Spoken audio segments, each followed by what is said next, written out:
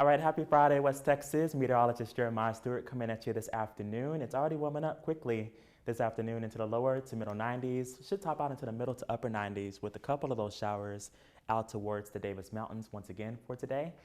After that, though, we're drying out and we're going to be close to 100 this weekend. And we'll kind of copy and paste the forecast day by day as we go into next week with some of that heat and humidity.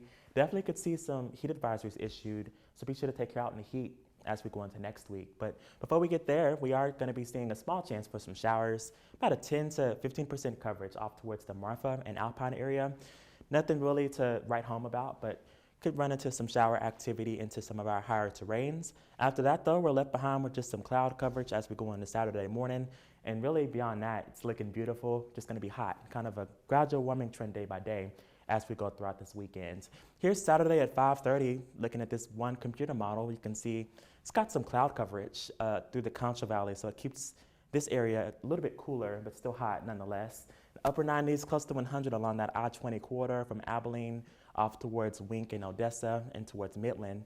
And we look even hotter as we go into Sunday, as you can see here, pretty much universally into the upper 90s and lower 100s, but still decent into the Concho Valley with those lower 90s in places like Sonora and Junction as we go into Sunday and also Saturday afternoon.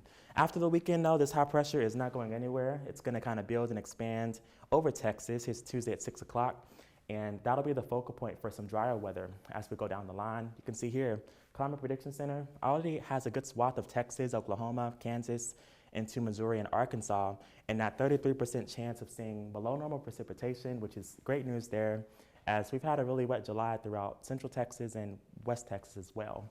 Back here at home, though, for today, we're looking at a hot one. Should be mainly dry across the board. Not expecting any rainfall except for down throughout the Fort Davis area and towards Alpine, right around 97 this afternoon in Midland. A string of 97s from Abilene through Eastland and into Clyde, and about 94 is what I'm forecasting today into St. Angelo. Tonight, we should cool off nicely into those lower 70s. A couple of spots may drop off into some upper 60s, though, for sure, with the light breeze out of the south at about, say, 5 to 15 miles an hour. And my full weather impact 7-day forecast will stick with these middle to upper 90s as we go throughout this weekend. And notice next week, that's when we really start to heat up. Lower 100s on Monday. We'll stick with those lower 100s and upper 90s as we go throughout much of next week. And same deal through the Permian Basin. A couple of mountain showers this evening, Monday evening and Tuesday evening, but otherwise looking hot and dry and also humid across the board for the next 7 days. So can't stress enough to take care out in the heat if you have to work outside by taking those breaks indoors and staying hydrated for sure, as we could have heat indices right around 105 to 110 as we go into next week.